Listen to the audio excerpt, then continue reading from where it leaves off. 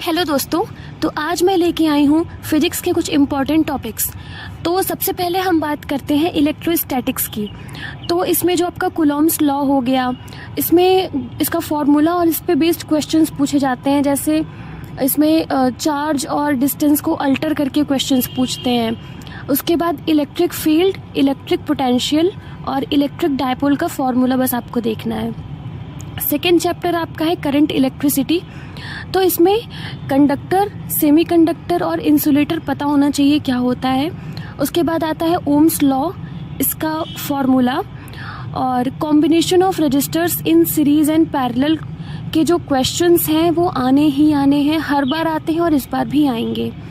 और पावर वाले जो बल्ब वाले क्वेश्चन वो देख लीजिएगा। उसके बाद हम आते हैं कैपेसिटेंस पे। तो कैपेसिटेंस का फॉर्मूला हो गया। उसके बाद energy stored in a charge capacitor, और पैरेलल प्लेट कैपेसिटेंस का फॉर्मूला देखिए। और जो कैपेसिटर्स वाले क्वेश्चंस होते हैं सीरीज एंड पैरेलल में, कॉम्बिनेशन वाले वो क्वेश्चंस, और रजिस्टर और कैपेसिटेंस के जो मिक्स्ड क्वेश्चंस होते हैं, मतलब नॉर्मल क्वेश्चंस, वो देखने हैं। उसके बाद अगला चैप्टर है magnetic effect of current and magnetism.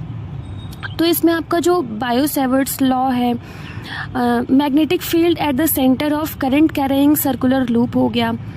उसके बाद magnetic field due to a long solenoid, ये बहुत ज़्यादा इंपॉर्टेंट है इसका फॉर्मूला, और क्वेश्चन भी पूछा जाता है इस पे।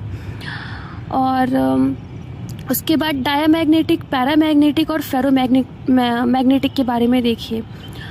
अगला चैप्टर आपका इलेक्ट्रोमैग्नेटिक इंडक्शन।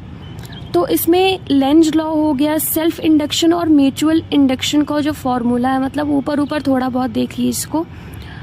और अगला चैप्टर आपका अल्टरनेटिंग करंट। तो इसमें जो आपकी करंट की आरएमएस वैल्यू हो गई और एलसीआर सर्किट हो गया, बस ये इम्पॉर्टेंट है। उसके बाद आपका अगला चैप्टर है ray optics and optical instruments. तो इसमें जो मिरर की मैग्निफिकेशन एंड पावर होती है वो पूछी जाती है। और फिर relation between U, V and F for a curve mirror, जो आपका फॉर्मूला है 1/f is equals to 1/u plus 1/v। ये फॉर्मूला खुद पूछा जाता है और इस पे बेस्ड क्वेश्चंस भी पूछे जाते हैं। उसके बाद लेंस मेकर फॉर्मूला हो गया आपका, पावर ऑफ लेंस हो गई, और प्रिज्म में जो आपका मिनिमम डेविएशन का फॉर्मूला है। और ऑप्टिकल इंस्ट्रूमेंट में आपका सिंपल माइक्रोस्कोप, कंपाउंड माइक्रोस्कोप और टेलीस्कोप में जो इमेज फॉर्मेशन का फॉर्मूला होता है वो देख लीजिए। उसके बाद आपका अगला चैप्टर है वेव ऑप्टिक्स। तो इसमें बस 2 ही टॉपिक्स है। पहला तो यंग का जो डबल स्लिट एक्सपेरिमेंट था, और पोलराइजेशन, ये इम्पॉर्टेंट है। उसके बाद हम आते हैं dual nature of radiation and matter. तो इसमें जो फोटोन की एनर्जी का फॉर्मूला होता है, बस यही आ सकता है। उसके बाद अगला चैप्टर है एटम्स एंड न्यूक्लियाई। तो इसमें अल्फ़ा, बीटा और गामा रेज के बारे में आपको पता होना चाहिए। इनकी पेनिट्रेटिंग पावर किसकी ज़्यादा होती है, किसकी कम होती है। और न्यूक्लियर चेन रिएक्शन में कूलेंट कौन सा यूज़ होता है वो देख लीजिएगा। और spectral series of hydrogen atoms, जितनी भी लाइंस होती हैं वो देखिए। और जो वेवलेंथ फाउंड करने का फॉर्मूला होता है 1/λ is equals to r 1/n1 square minus n/1/n2 square. तो ये फॉर्मूला इम्पॉर्टेंट है और इस पर क्वेश्चंस पूछा जा सकता है। इसके बाद आपका लास्ट चैप्टर है सेमीकंडक्टर।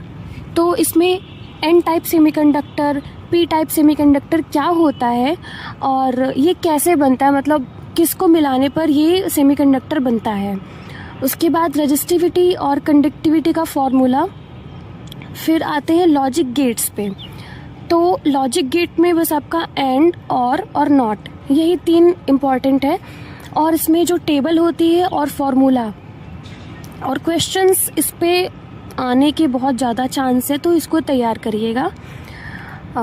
आई होप आपको ये वीडियो पसंद आई होगी। तो मिलते हैं अगले वीडियो में, तब तक के लिए बाय।